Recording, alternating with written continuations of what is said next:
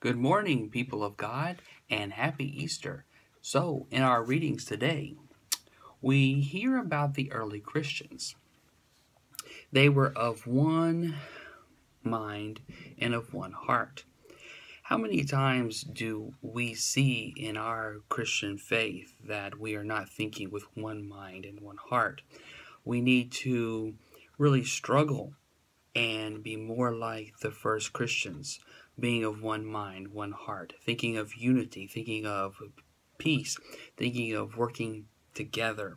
Although we have many churches within the Archdiocese of Galveston, Houston, how are we trying to work together? How are we trying to do the mission of Christ together? And then even further than that, how do we work with our brothers and sisters who are Protestants, who are Jewish, who are Muslim, all the different faiths? How are we working with them for the common good? And that is a part of our faith is that our God wants us to be one, wants us to work together, wants us to work for the good of all. Even for those poor people who cannot take care of themselves, we are called to take care of them constantly. Another thing that the early Christians that really should challenge us a lot is that they bore witness to the resurrection. How are you bearing witness to the resurrection in your daily life each day? How are you fitting that into your life? And as we go into the gospel today, no one has been to heaven. And Jesus says, well, I tell you about earthly things, you don't believe me. So how are you going to believe me about heavenly things? And so I think this really challenges us in our spiritual lives to begin to experience God on the earth. In these earthly ways, in these human ways that he encounters us. So are you and I taking time to experience God in our lives each and every day?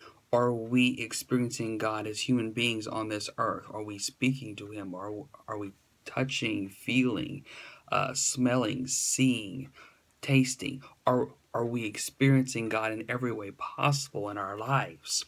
And this is a great challenge for us. A great challenge for us to begin to live that heavenly experience here on earth. Because if we can't experience it here, how are we going to experience it there? Because heaven is just simply, I guess we could say in a spiritual sense, being in the presence of God. All of the details of what heaven is, how it's going to be, what the temperature is going to be, all those kind of things are really a non-issue whenever we think about it. What the main point is that we will be with our God forever. So let us begin to enjoy his kingdom, which is on heaven and on earth.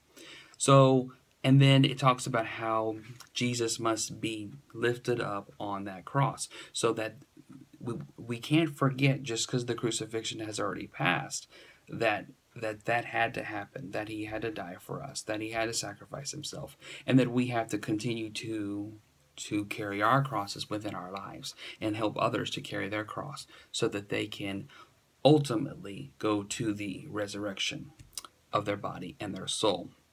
So, the question is, ladies and gentlemen, people of God, are you ready to lift yourself up on that cross and give yourself for the salvation of others?